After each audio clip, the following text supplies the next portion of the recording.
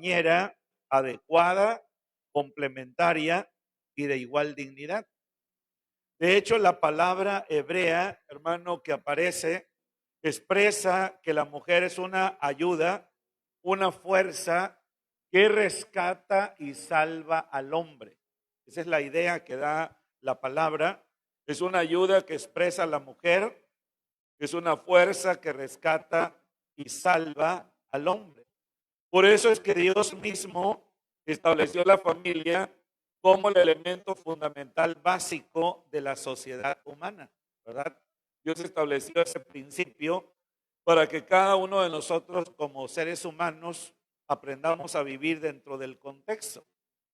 Y una de las cosas que podemos ver a lo largo de la narrativa de la Biblia y de la creación es que cada día que Dios creaba algo, cuando Él terminaba de crear, siempre utilizaba las palabras, vio Dios que era bueno.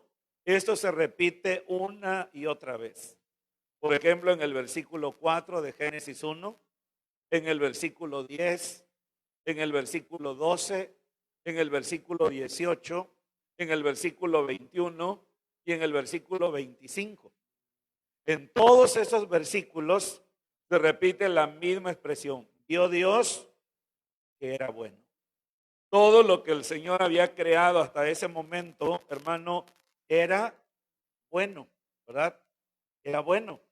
Y en el verso 31 del libro de Génesis, la Biblia utiliza unas palabras más cuando Él dice, vio Dios todo lo que había hecho, he aquí que era bueno en gran manera.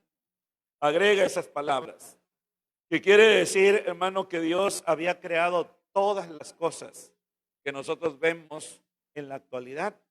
Había creado las galaxias, las estrellas, los cielos, los árboles, la hierba, los animales, todo lo que hay sobre la faz de la tierra. Lo había creado el Señor. Y todo eso le pareció, de acuerdo a la Biblia, le pareció bueno. Pero cuando usted lee el versículo 18 del capítulo 2, por primera vez la Biblia utiliza la palabra no es bueno.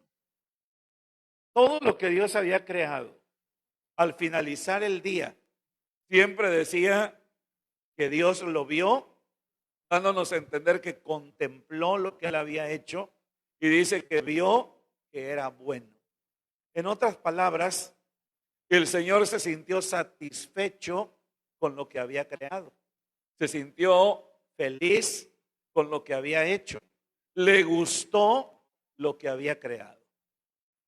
Al finalizar el día, pero cuando llega al día sexto, la Biblia dice que antes que el día termine, el Señor miró al hombre y por primera vez de su boca sale la expresión, no es bueno que el hombre esté solo. Para este entonces, hermano, en el verso 20 del capítulo 2 de Génesis, el Señor ya había creado las bestias, las aves, los cielos y todo el ganado del campo. Y Adán le había puesto nombre a cada uno de estos animales, aves, hierbas, todo lo que Dios había creado. Todo esto vino delante de Adán y Adán le puso un nombre. En el verso 22, si usted lee Génesis capítulo 22, el acto final de la creación, en el día sexto, es que Dios creó a la mujer de la costilla del hombre. Y cuando Dios hubo creado a la mujer, la cual nosotros conocemos, que se llama Eva, dice la Biblia que la trajo al hombre. En el verso 18 dice que no era bueno que el hombre estuviera solo. Por primera vez, grabes eso en la mente y en su corazón. Todo lo que Dios había hecho era bueno. Y era bueno en gran manera. Pero cuando llega al capítulo 2, verso 18, el Señor dice, no es bueno, ¿verdad? ¿Qué es lo que no era bueno? que el hombre estuviera solo. Porque de acuerdo a la Biblia, hermano, Dios, al crear al hombre, tenía la intención de que se levantara una generación, ¿verdad? Una descendencia que lo conociera, que lo temiera, que lo sirviera a él, como lo que él era. Pero ¿cómo podía suceder esto si el hombre estaba solo? El hombre no podía reproducirse él solo, necesitaba otra persona. Es entonces cuando Dios dice en la Biblia que forma a la mujer de una de las costillas del hombre y la trae entonces al varón. Y en el verso 24, ahí Dios estableció la familia para todos los tiempos, cuando dice, por tanto, dejará el hombre a su padre, a su madre, y se unirá a su mujer, y serán una sola carne, ¿verdad? Ahí establece Dios la unidad, establece Dios la convivencia y establece Dios también la reproducción. Estableciendo, hermano, por primera vez el nacimiento de la familia. Aquí es donde se establece el nacimiento de la familia que iba a regular la vida del hombre desde ese momento en adelante. Cada vez que dos personas se unieran, iban a tener que separarse, ambos, ¿verdad? De sus padres, para unirse en matrimonio y para vivir como una familia independiente bajo los principios establecidos por Dios. Aquí, en este pasaje, hermanos, se establece. Luego en el capítulo 19, en el Nuevo Testamento del Evangelio de Mateo, capítulo 19, versículo 5. Vaya a Mateo capítulo 19, versículo 5. Y dijo, por esto el hombre dejará a su padre y a su madre, se unirá a su mujer y serán los dos una sola carne.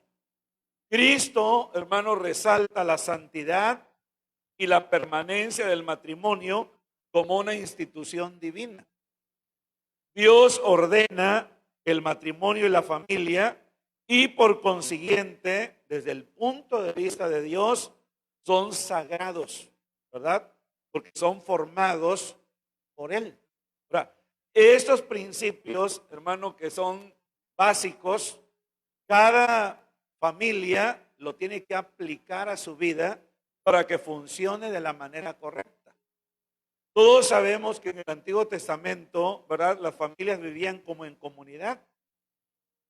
Quiere decir que si una familia tenía 10 hijos, esos 10 hijos se casaban y vivían como un clan, ¿verdad? Ahí, trabajando, creciendo ovejas, pastoreando ganado, sembrando la tierra. De esa manera ellos vivían en comunidad. ¿Por qué razón? Porque tal vez la tierra no estaba tan llena de personas y todavía había mucha tierra que ocupar, pero de esa manera vivían ellos.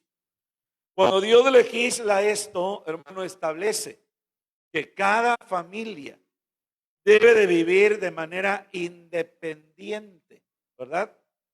Tiene que aprender a confiar en Dios y tiene que aprender a obedecer los principios establecidos por Él para que de esta manera el Señor los bendiga. Cuando Dios dice el hombre tiene que dejar padre y madre, no está preguntándole Dios a los padres si están de acuerdo. No les está tampoco preguntando la opinión de ellos. ¿Qué les parece lo que Él acaba de escribir? Si están de acuerdo con ese pensamiento. No. Dios escribe esto porque Él sabe que esa es la manera correcta en que las familias van a funcionar de acuerdo al orden establecido por Dios. ¿Por qué les digo esto? Bueno, por la sencilla razón de que cuando hay dos cabezas en una casa, no se sabe quién es el que gobierna esa casa. No se sabe quién es el que manda, ¿verdad? Y las personas, hermanos, se pueden volver irresponsables de sus responsabilidades de manutención dentro de la casa. Por eso muchas veces la bendición de Dios no se manifiesta en plenitud porque estamos violando los principios establecidos por Dios. Ahora, las relaciones familiares no son un accidente, sino que son el núcleo mismo de toda civilización humana. Eso significa que si la familia se desmorona como institución, toda la civilización también se desmorona o se derrumba. Y mire, es algo extraordinario, hermano, porque en el Salmo 11, versículo 3, la Biblia dice lo siguiente en la Nueva Versión Internacional: cuando los fundamentos de la ley y del orden se desmoronan, ¿qué puede hacer los justos? Se lo vuelvo a repetir. Cuando los fundamentos de la ley y del orden se desmoronan, ¿qué pueden hacer los justos? David hace una pregunta retórica ante el caos, la injusticia, el colapso del orden moral y social. Representa, hermano, entonces la angustia. Cuando las bases firmes, o sea, la ley, la justicia y la fe, perecen, se desmoronan o se derrumban. Cuestiona qué acción debe de tomar el justo o la persona que tiene fe y que cree en Dios. Cuando todas estas instituciones, hermano, que son los encargados de regular el fundamento o el funcionamiento correcto de la familia, no cumplen con sus deberes, entonces David hace una pregunta: el justo, ¿qué pasa con él? ¿O qué es lo que el justo debe de hacer? Debe de tomar alguna acción. Y el contexto, hermano, de este pasaje, probablemente David enfrentaba persecución. Puede que sea persecución por mano de Saúl o por mano de Absalón. Él se pregunta, ¿dónde están las normas básicas de justicia? Y él descubre que estas normas o que estas leyes habían sido completamente quebrantados. Entonces él dice, los fundamentos, esto se refiere a los pilares morales, espirituales y sociales, como la verdad, la ley, el orden divino que sostiene una sociedad justa. O sea, si una sociedad no tiene leyes justas o no tiene leyes que los gobiernen de manera adecuada, cada uno va a hacer lo que mejor le parezca. Cuando usted, por ejemplo, lee el libro de Jueces, la Biblia dice, en aquel entonces no había rey en la tierra. Cada uno hacía lo que quería. O sea, cuando no hay leyes, cuando no hay pilares, cuando no hay fundamentos que rijan nuestras vidas, no hay normas que establezcan la conducta y la manera de vivir de cada persona. Cada persona vive como quiere, hace lo que quiere, violando los principios de Dios, no responsabilizándose, hermano, de lo que es correcto. Entonces David hace la pregunta, ¿qué puede hacer el justo?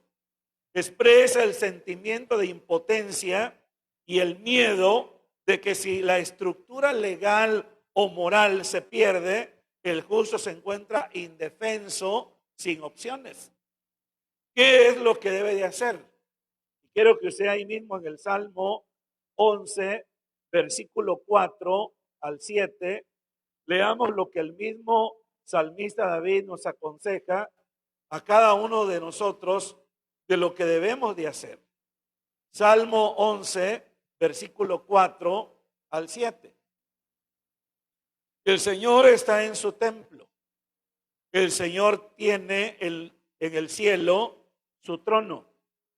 Sus ojos observan, sus párpados examinan a los seres humanos.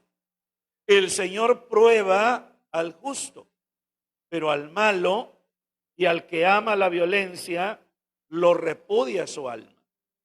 Sobre los malos hará llover calamidades, luego fuego y azufre, viento abrasador será la porción de su copa. Porque el Señor es justo y ama la justicia, quien es recto, dice, contemplará su rostro. En ese pasaje, hermano, la respuesta que el salmista David nos da a nosotros no es huir. No es que digamos, bueno, como no hay instituciones, no hay leyes, no hay fundamentos, pues entonces vámonos a ver dónde podemos sobrevivir. Tampoco es una indicación a cruzarse de brazo y decir, bueno, pues yo no tengo nada que hacer. Si la ley, que es la encargada de regular todo esto, no está haciendo nada, ¿qué puedo hacer yo? No. La respuesta, hermano, que el salmista da son dos. Primero, el Señor está en su templo. Si el Señor está en su templo, lo primero que tiene que hacer el justo es acudir a Dios. Es ir a Dios.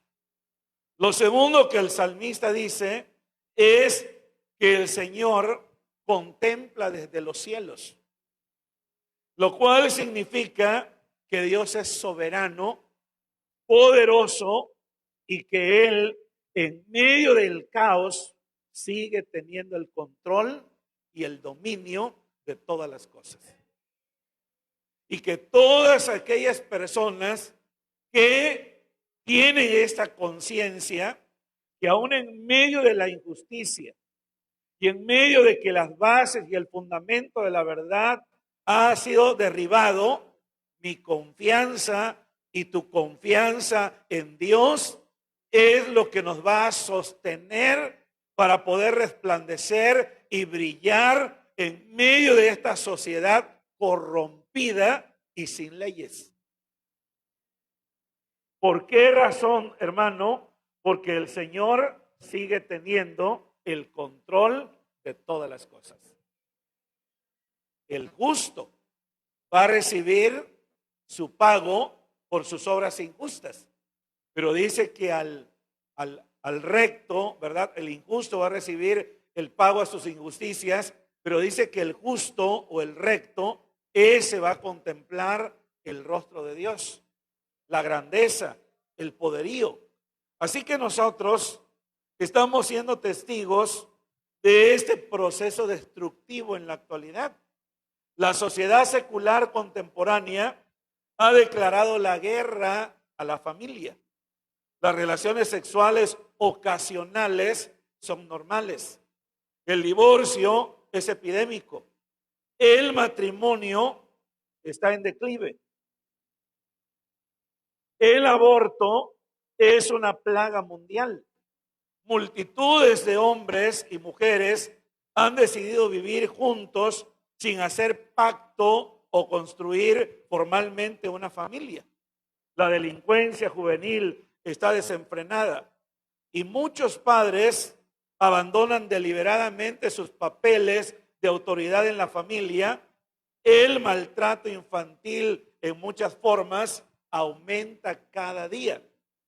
Todo esto lo podemos contemplar, hermano, sencillamente al salir al exterior. Y todo esto sencillamente dice que todos se han unido con el propósito de destruir a la familia. Por eso es que las filosofías modernas y posmodernas han atacado los papeles tradicionales del hombre y la mujer dentro de la familia. Grupos de interés especiales y hasta agencias gubernamentales parecen empeñarse en la disolución de la familia tradicional, abogando por la normalización de todos los pecados que son reprobados por Dios. El divorcio se ha simplificado. La legislación penal sanciona el matrimonio. El bienestar gubernamental premia el parto fuera del matrimonio. Todas estas tendencias son ataques directos a la santidad de la familia establecida por Dios. Alguien señaló que la familia de la televisión que con regularidad asiste a la iglesia son los Simpsons. Toda la familia completa. Y aparecen como dibujos animados deliberadamente exagerados y cargados con peores características imaginables y diseñados principalmente para difamar y burlarse tanto de la iglesia como la familia. Lo que ellos dicen es: la iglesia no funciona y la familia menos, ¿verdad? Todo es una parodia. Aun cuando parece una broma, no lo es. Un desfile incesante de variedades similares de personas disfuncionales nos atacan en la televisión y en el cine. Por ejemplo, Hollywood ha dado un sentido nuevo al amplio o al significado de la palabra familia. Mientras los núcleos familiares tradicionales, con un padre fuerte y confiable y una madre cuyas prioridades están en el hogar, han sido desterrados de la cultura popular, haciéndolos parecer como si fueran caricaturas. Comentaristas sociales seculares han comenzado a afirmar últimamente que el núcleo familiar tradicional ya ni siquiera es realista. Un artículo publicado en una revista declara lo siguiente: la familia ideal, formada por un padre y una madre unidos en un matrimonio legal y que crían hijos ligados a ellos por la biología, es una reliquia obstinada, un símbolo nacional que aún no se ha retirado como algo que fuera de lo común y real. En el núcleo familiar simplemente no funciona en la sociedad del siglo XXI, según muchos de estos supuestos expertos. O sea, ellos dicen que la familia tradicional ya no sirve. Que eso fue en el tiempo pasado, ¿verdad? Pero hoy los tiempos han cambiado completamente. Por eso, entonces, la familia debe de modernizarse, aceptando todos los cambios y ajustándose a la cultura en la cual nosotros vivimos, y de esta manera abandonando los principios que Dios estableció para regular el matrimonio y la familia que Él mismo creó como la institución, fíjese bien, de la sociedad. Por eso, en la medida que la familia continúa sus intentos enloquecidos de eliminar la familia, hoy en día es muy importante que como cristianos entendamos lo que la palabra de Dios nos enseña y lo pongamos por obra en nuestros hogares, y de esta manera, mediante este ejemplo, podamos demostrar de manera contundente que el Dios que nos creó a nosotros es el mismo Dios que diseñó la familia perfecta, y que esa familia establecida por Dios funciona como Dios la creó y es lo ideal en el tiempo presente. ¿Cuál es la labor entonces que nosotros debemos de hacer? Simplemente, hermano, conocer lo que la palabra del Señor nos enseña a lo largo de la Biblia y ponerlo en práctica en nuestras vidas, no basado en nuestras emociones o sentimientos, sino en nuestro compromiso y en nuestra dedicación en obedecer lo que Dios nos ordena. Por ejemplo, en el Nuevo Testamento, Efesios capítulo 5, del versículo 2 al capítulo 6, versículo 4. La Biblia enseña acerca de la familia de una manera simple y directa. Trata con cada relación clave en el hogar. Fija las dinámicas básicas de la familia como Dios la diseñó que fuera. El apóstol Pablo, bajo la inspiración del Espíritu Santo, enseña las normas divinas más importantes para manejar la familia y las relaciones dentro de cualquier grupo familiar. Por ejemplo, en Efesios capítulo 5, Pablo da un discurso completo sobre el matrimonio y la familia. Todo este discurso, hermano, viene después de una larga instrucciones a los cristianos sobre cómo caminar en el camino de la fe. Los creyentes en Cristo deben de vivir una vida completamente diferente.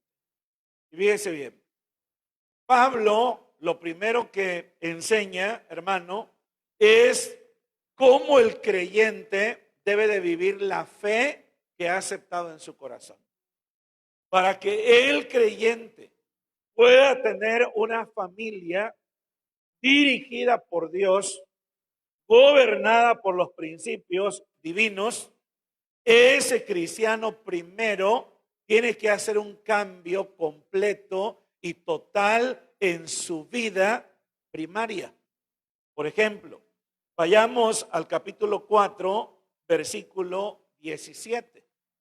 Lo primero que Pablo establece en la vida del creyente es que el creyente debe de vivir de manera diferente al incrédulo. Y dice así: esto pues digo y requiero en el Señor, que ya no andéis como los otros gentiles que andan en la vanidad de su mente. Lo primero, hermano, que el creyente debe de entender es que debe de cambiar, ¿qué cosa? Su manera de pensar. Y como traduce en Romanos capítulo 12, versículo 2, la versión Dios habla hoy, cuando dice, cambia tu manera de pensar y de este modo cambiarás tu manera de vivir. Cambia tu manera de pensar para que puedas cambiar tu manera de vivir. Quiere decir que si una persona que se ha unido en matrimonio quiere, hermano, vivir de acuerdo a lo establecido por Dios en su palabra, lo primero que tiene que hacer es que él como individuo tiene que cambiar. Eso es lo que Pablo dice.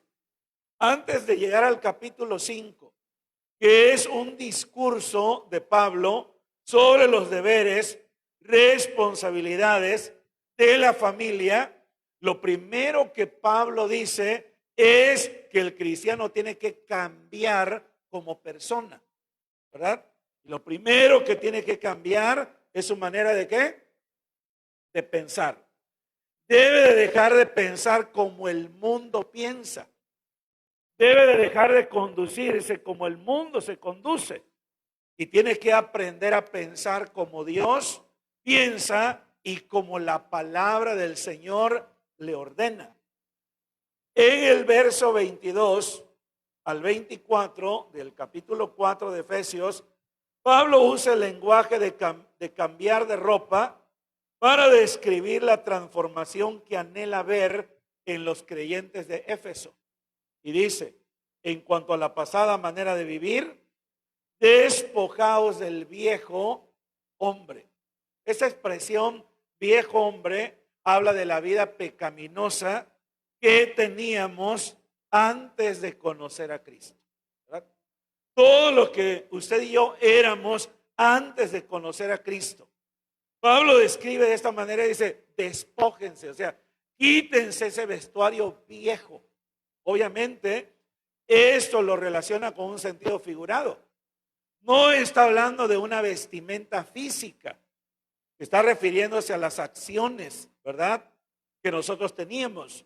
Y luego dice que está viciado conforme a los deseos engañosos y renovaos en el espíritu de vuestra mente. Y luego utiliza otra vez la expresión, vestíos del nuevo hombre, creado según Dios en la justicia y santidad de la verdad.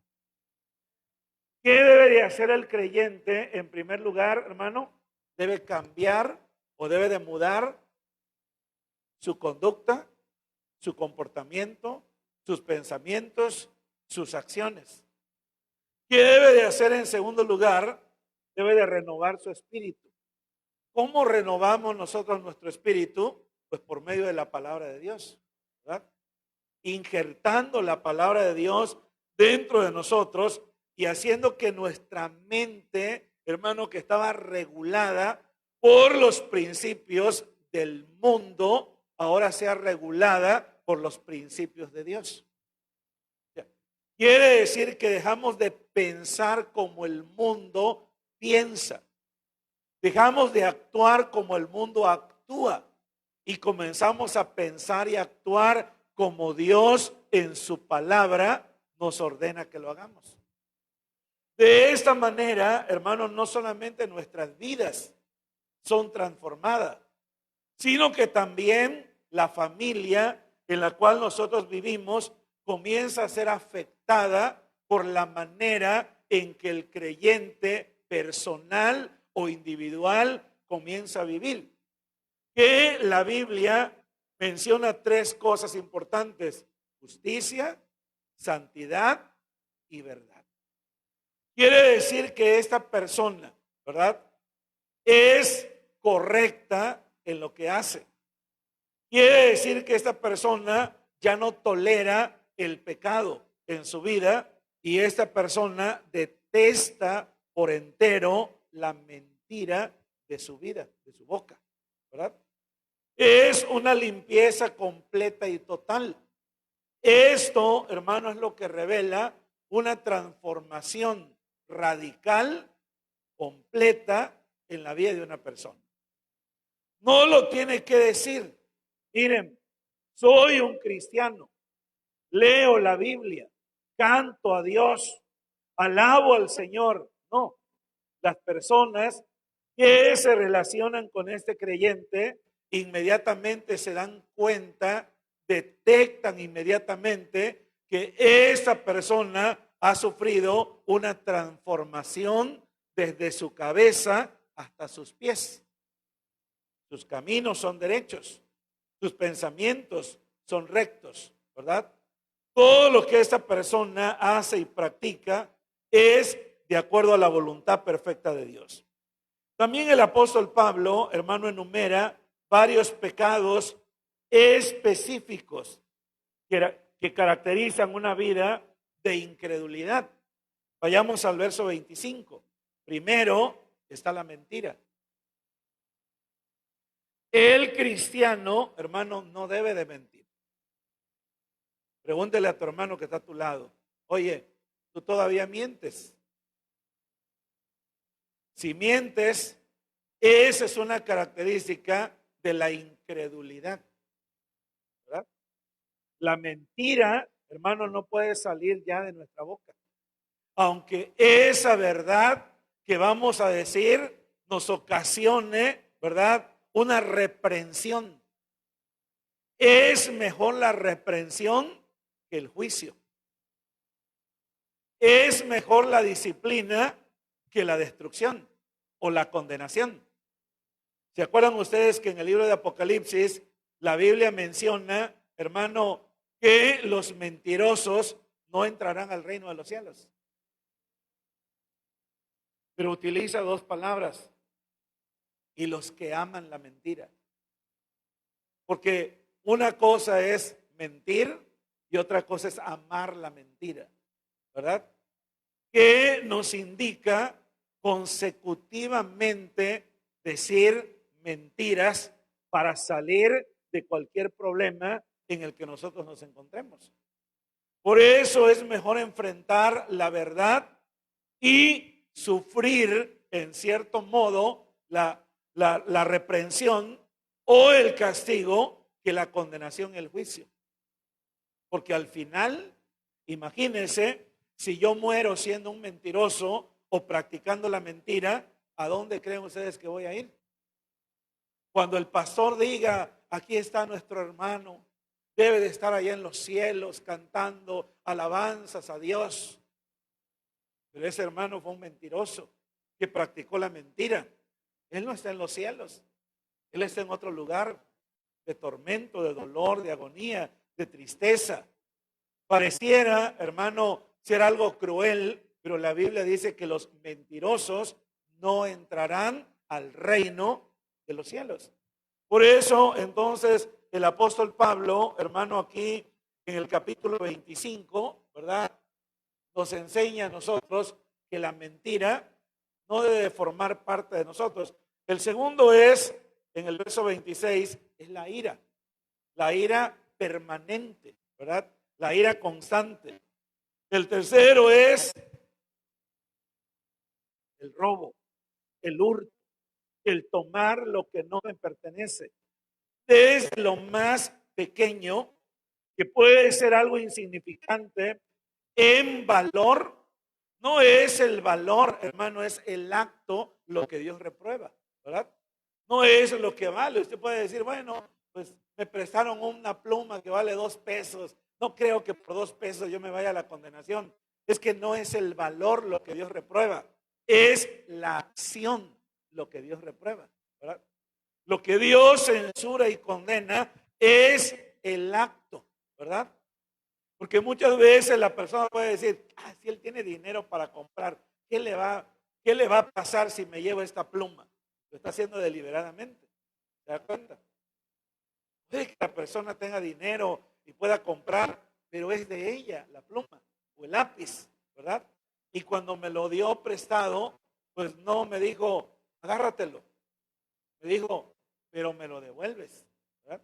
Porque a veces alguien presta y dice, no sé si le sabe algo, pero le dice, hermano, pero es con D de devolución.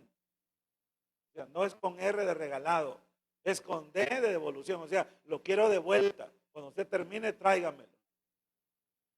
Y a veces, hermano, es penoso cuando podemos escuchar a alguien que le dice, hermano, no me devolvió mi pluma. Hasta uno se siente mal y no nos lo agarró.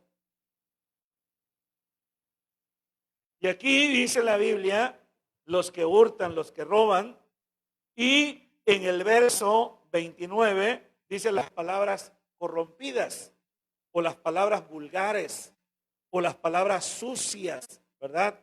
O las palabras malintencionadas, o las palabras de doble sentido, ¿verdad? Todo esto, hermano, debe de ser erradicado de la vida del creyente. Y en el verso 31 menciona varias actitudes erróneas. Leamos el verso 31, hermano, de Efesios, capítulo 4. 4:31 de Efesios dice, quítese de vosotros toda amargura, enojo, ira, gritería, calumnia y toda malicia o toda maldad. Si usted se da cuenta, enumera algunas mencionadas, pero también menciona las que no ha mencionado. Por eso a eso se le llama, hermano, actitudes erróneas, equivocadas, que no deben de estar presentes en la vida del creyente. Si queremos entonces comenzar con el pie derecho, como alguien dice, ¿verdad? Y tener una familia que sea construida o levantada sobre los pilares de la palabra de Dios, lo primero que tenemos que hacer es lo que la Biblia ya nos mostró un capítulo anterior. ¿Qué nos invita el apóstol Pablo, hermano, en el último versículo de Efesios capítulo 4? Que en lugar de que nosotros haya mentira, ira, hurto, malicia, palabras corrompidas, ¿verdad? O maldad, todas estas cosas, ¿Qué nos insta el apóstol Pablo a que haya en nuestros corazones? Bueno, el verso último de la Biblia, el verso 32 dice, antes sed bondadosos unos con otros, misericordiosos, perdonándoos unos a otros, como Dios también os perdonó en Cristo. ¿Cuáles son las tres cosas que Pablo menciona para cerrar el capítulo 4 que debemos de desarrollar al eliminar todas las que ya mencionamos de nuestras vidas? Es, hermano, como si quedara un hueco dentro de nosotros. Bueno, ya quité la mentira, quité el enojo, quité las palabras sucias o corrompidas de mí, ¿verdad? Entonces quedó un hueco dentro de mí. ¿Cómo lleno ese hueco? Entonces Pablo dice, bueno, llénalo con misericordia, llénalo con perdón y llénalo también con ¿qué más?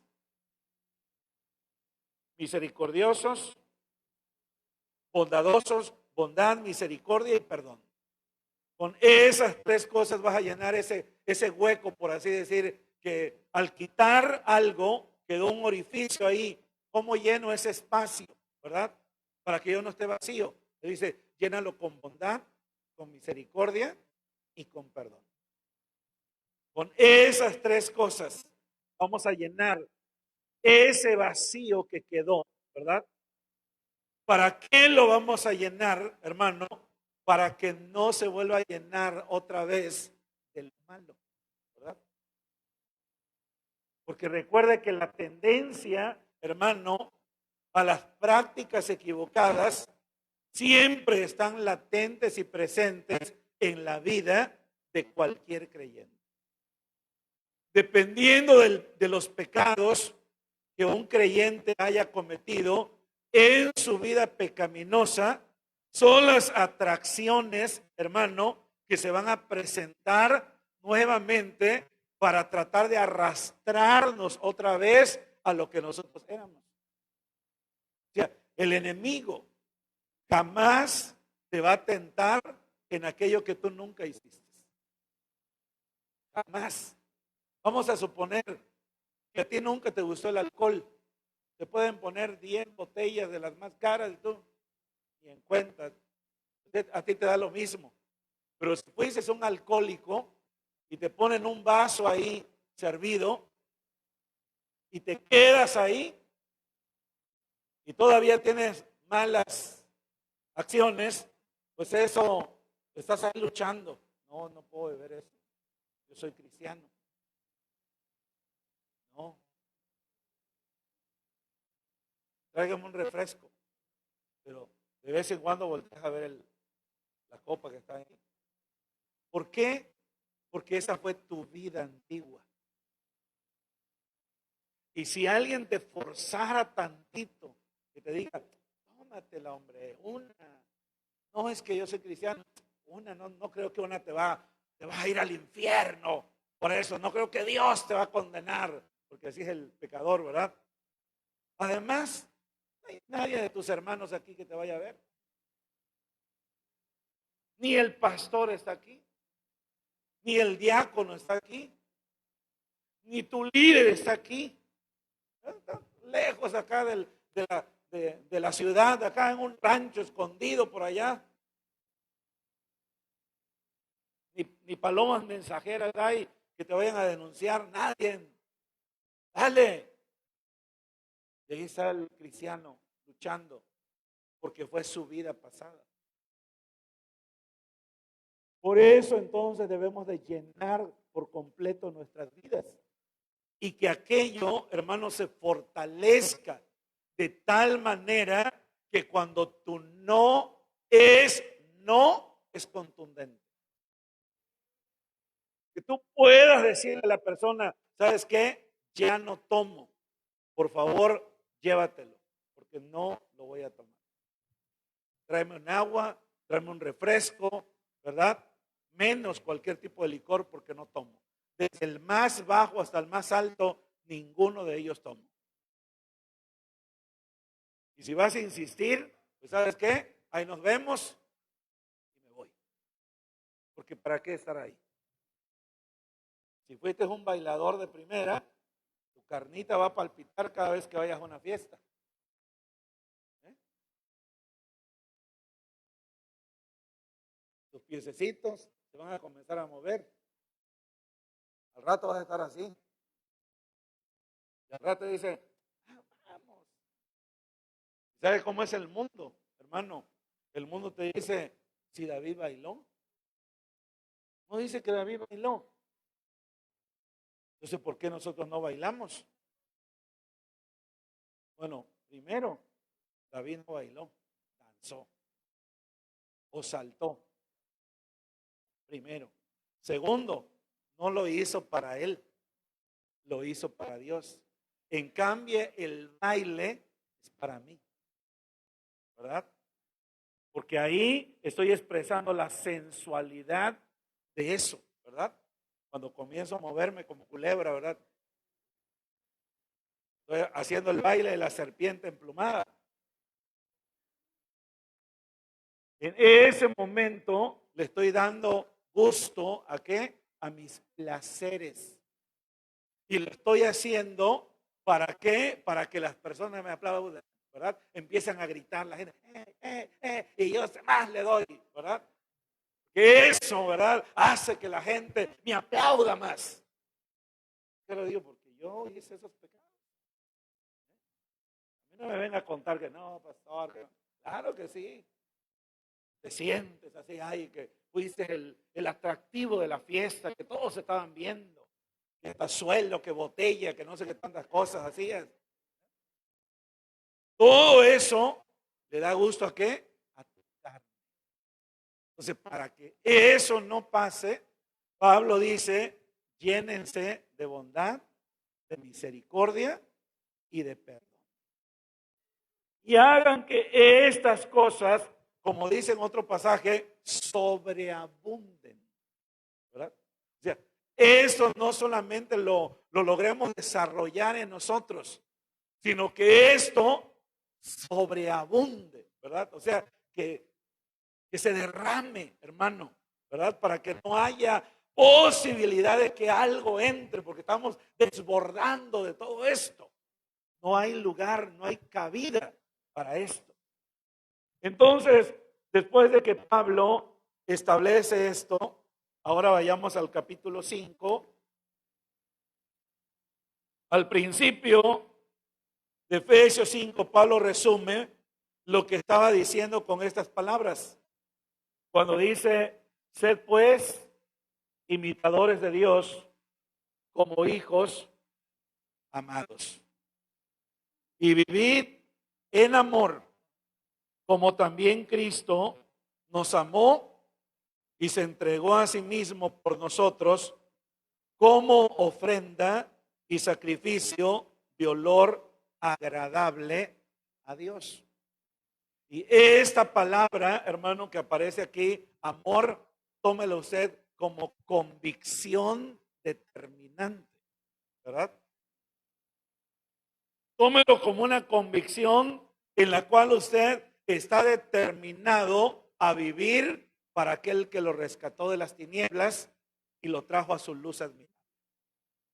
O sea, que usted va a amar a Dios aún por encima de su propia vida y va a vivir, hermano, para agradarlo por entero y por completo en todas las cosas que el Señor le ordene y que el Señor le mande y a todo aquello que el Señor establezca en su vida.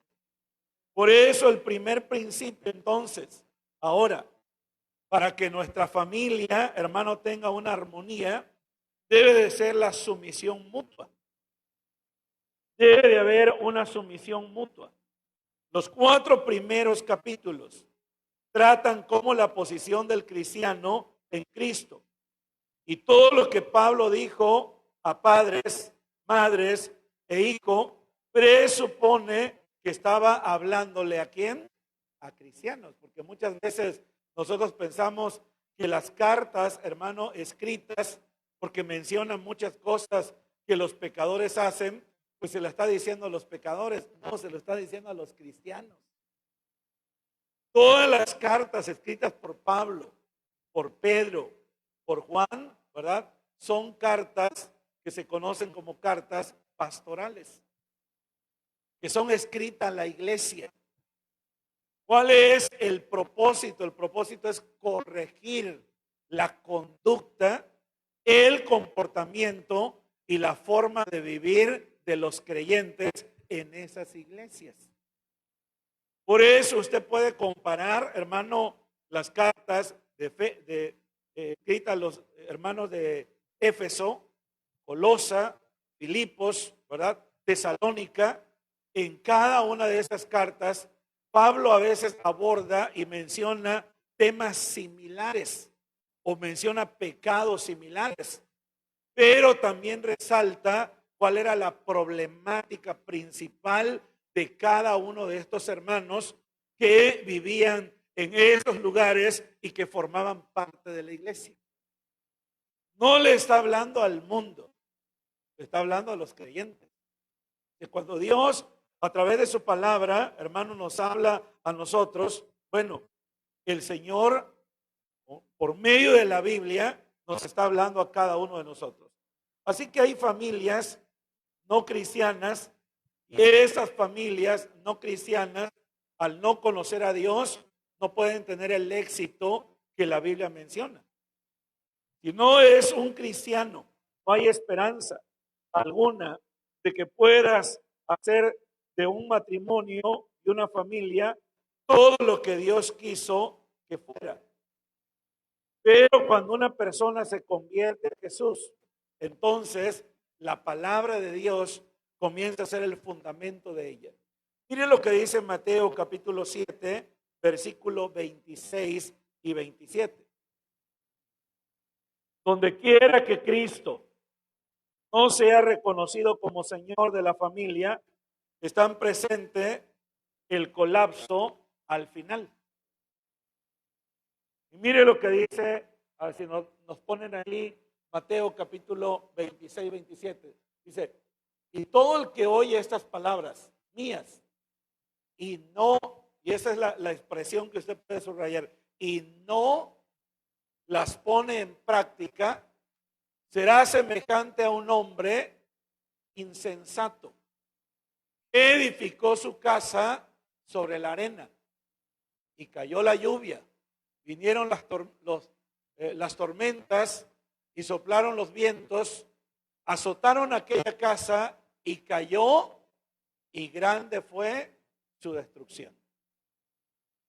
Puede que usted pueda decir, bueno, yo conozco una familia que ellos viven una vida moral, ellos viven una vida bien, ellos son felices, ¿verdad?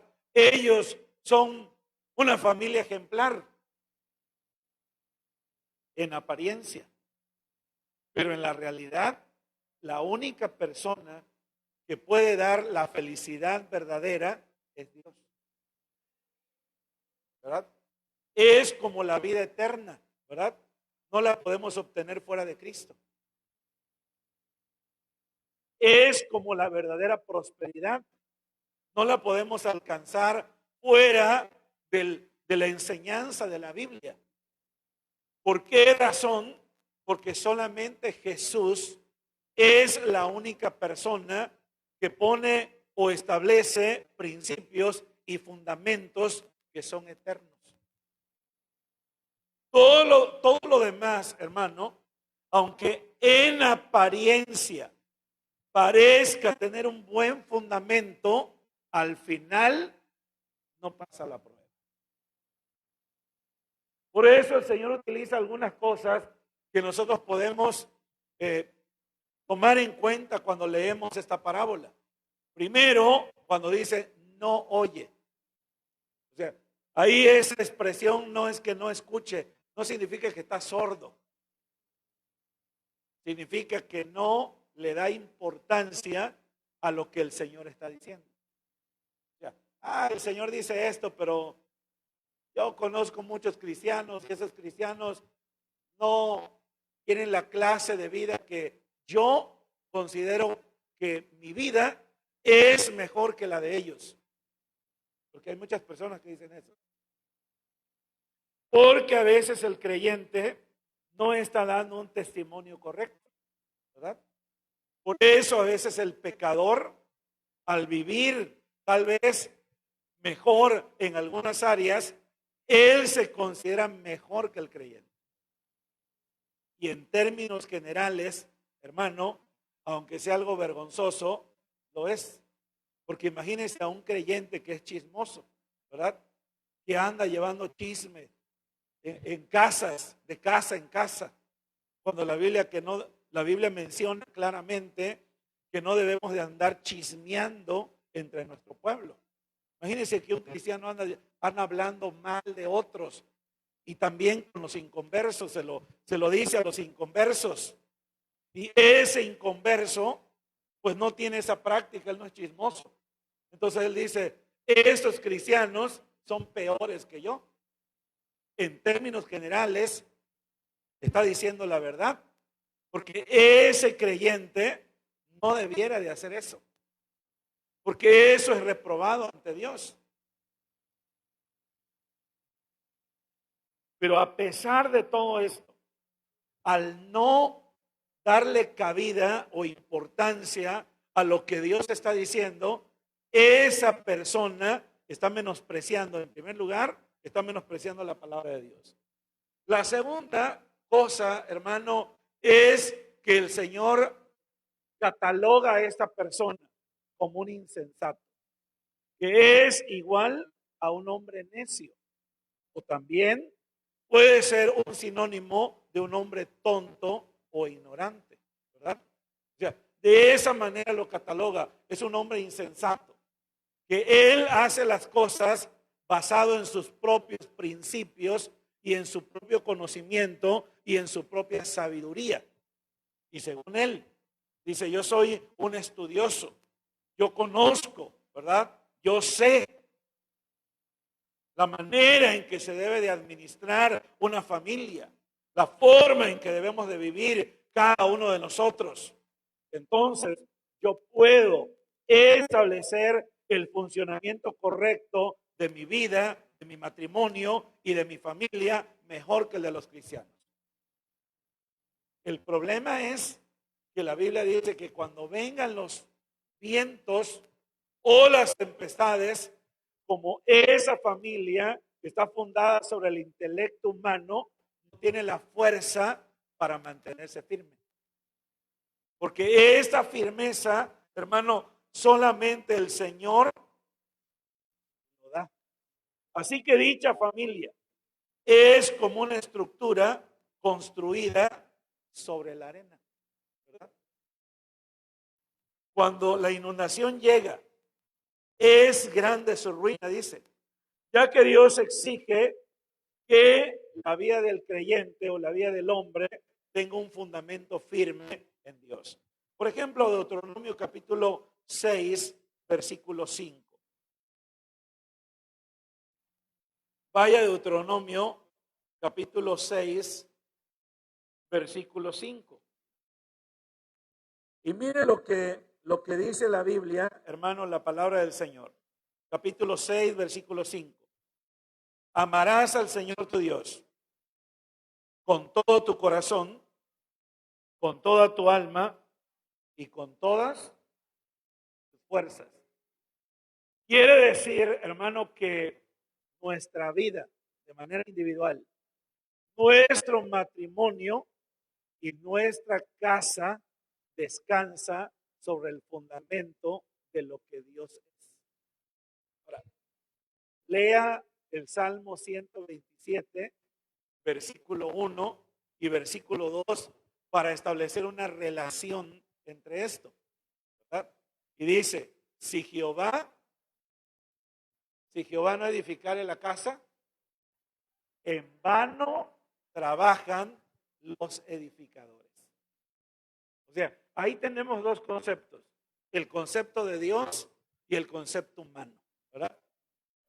Esto vamos a llevarlo al plano, hermano, al plano de la construcción, ¿verdad?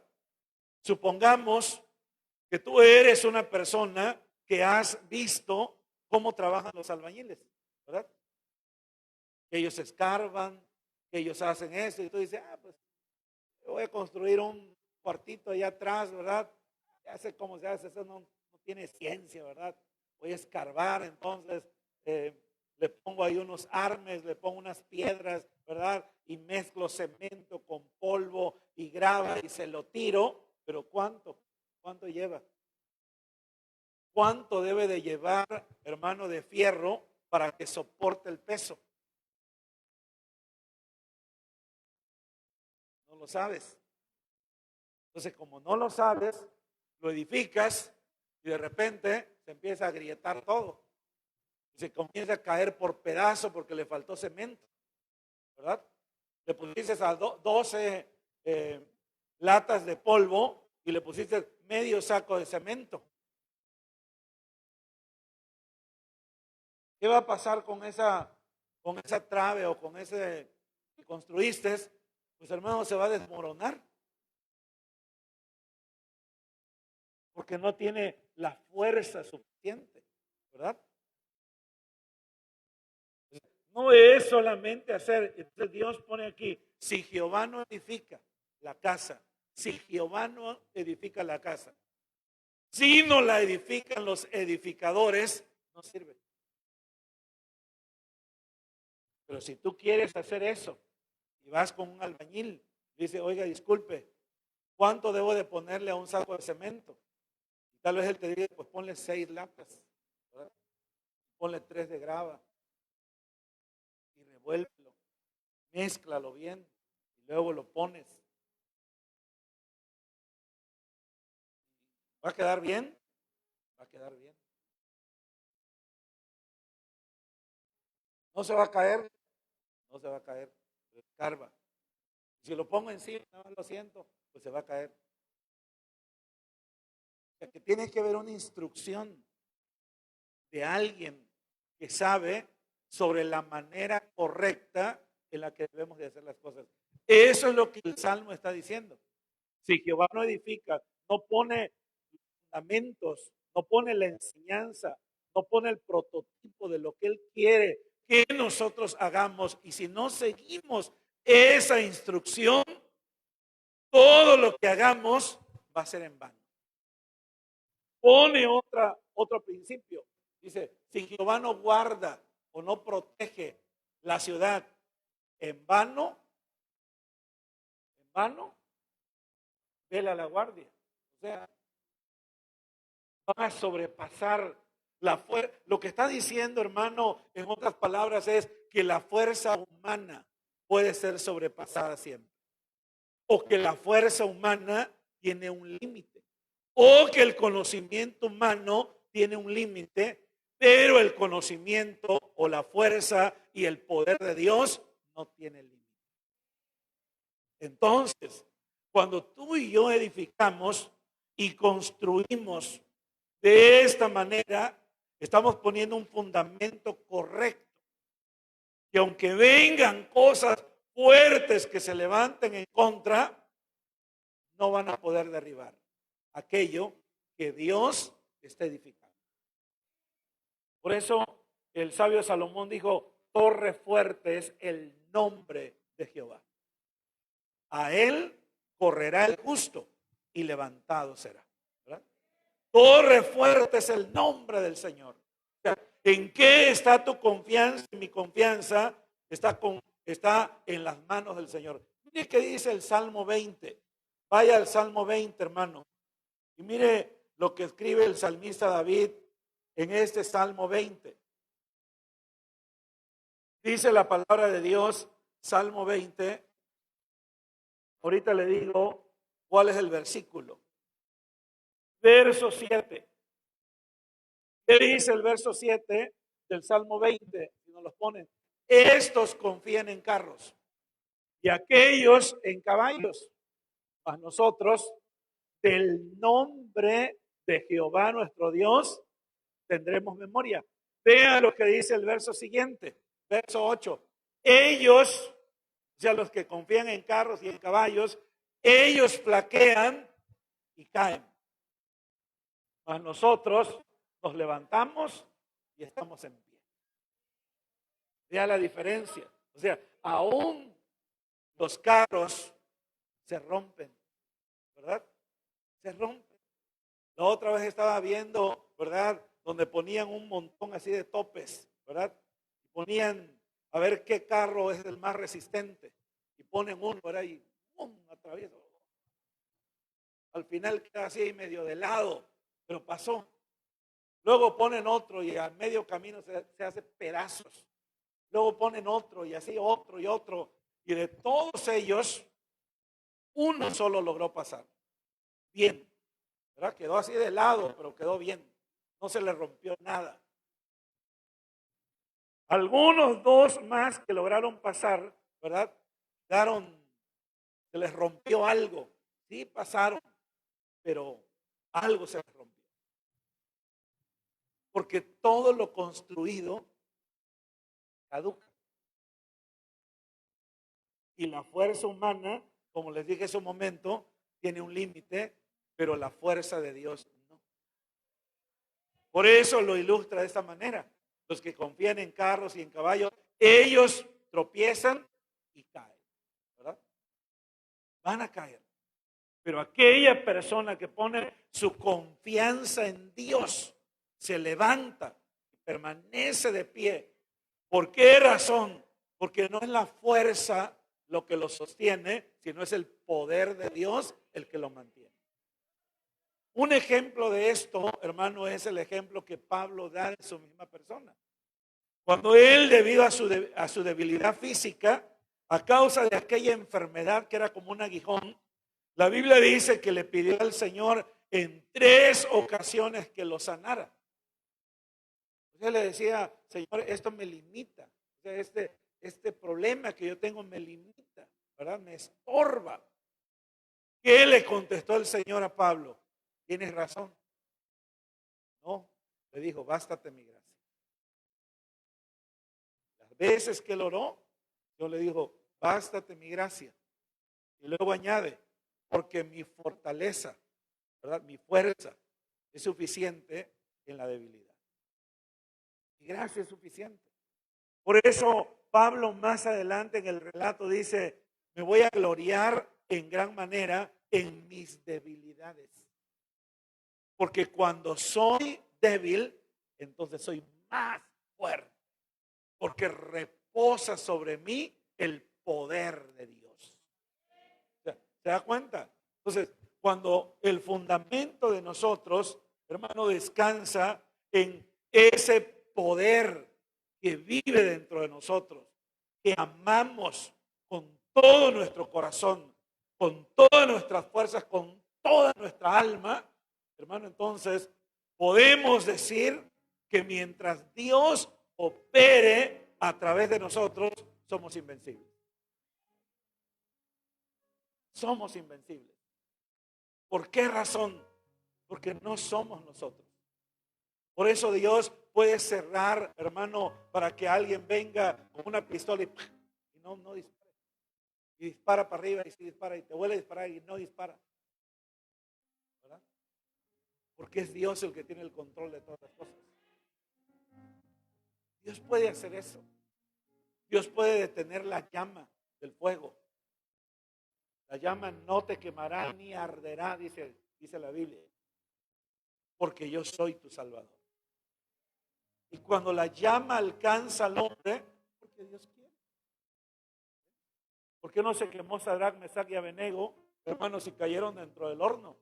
Y las personas que se acercaron para tirarlo fueron quemados por el mismo calor. Imagínense, el horno fue calentado 7 veces más de lo normal. Cuando ellos se acercaron, hombres fuertes, corpulentos, el mismo calor que salió los consumió. Y ellos cayeron dentro del horno, daban vueltas, como si estuvieran en la plaza principal tomando su helado, ¿verdad? Porque cuando ellos cayeron, ¡pum!, se rompieron los amarres que tenían y comenzaron a caminar alrededor así.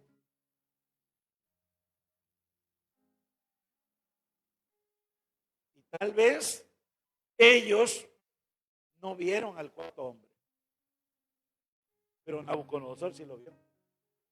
Nabucodonosor vio al cuarto hombre, porque él dijo, No fueron 3. ¿Y por qué hay 4? Cuando salieron, no olían ni a humo. Vio donde habían estado los amarres. No había quemaduras. No había marcas, no había nada. Dios tiene el control sobre todas las cosas. Él es el fundamento, hermanos, sobre el cual debemos de estar nosotros cimentados. En Primera de Juan, capítulo 2, versículo 23.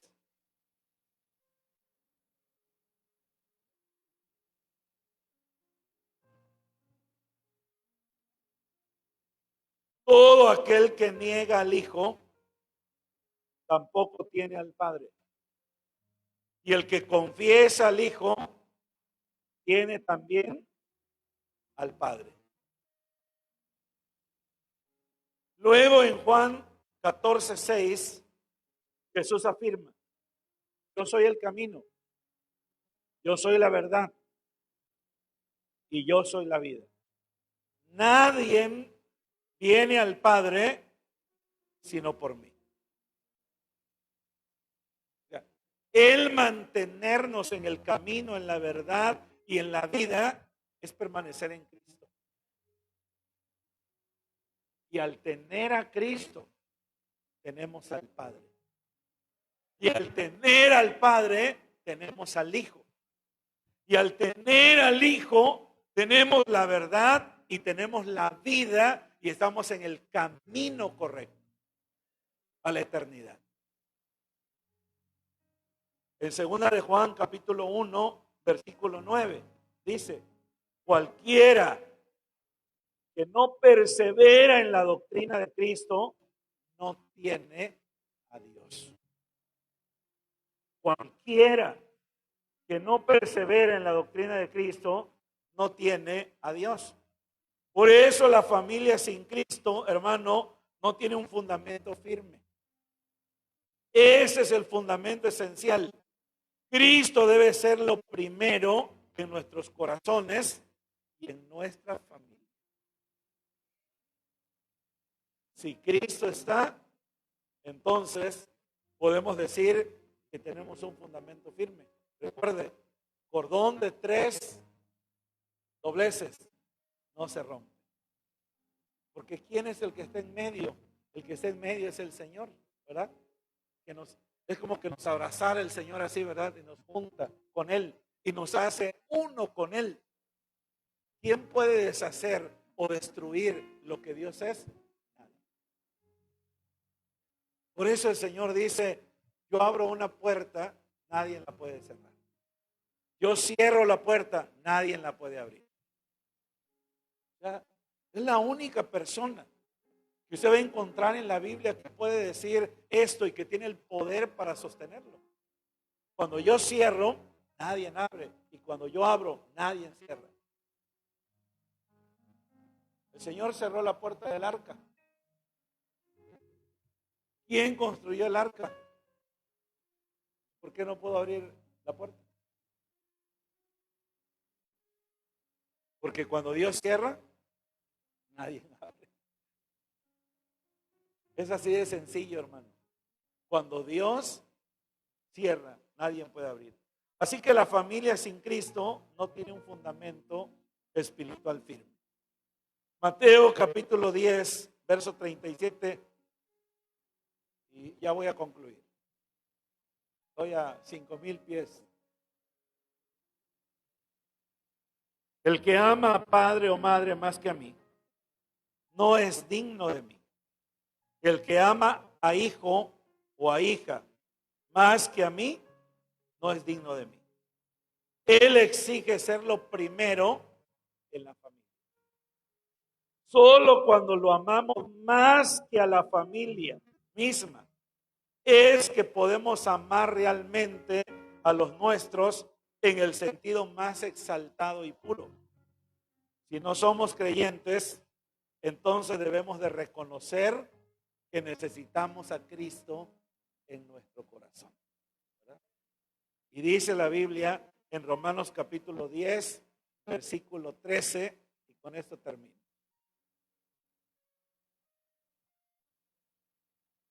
Romanos capítulo 10, versículo 13. Todo aquel que invocare el nombre del Señor será salvo. Ese es el punto de partida, hermano, hacia una familia firme, cimentada, inconmovible e indestructible. Si eso no está ahí, si Cristo no es el fundamento, nuestra familia es un caos. Nuestra vida es un caos, ¿verdad? Es un desorden. ¿Por qué razón? Porque la palabra de Dios y porque el dueño de la palabra no está en el centro del corazón de la vida del hombre, ni está en el centro de la familia. Amén. ¿Quieres ponerte de pie esta mañana?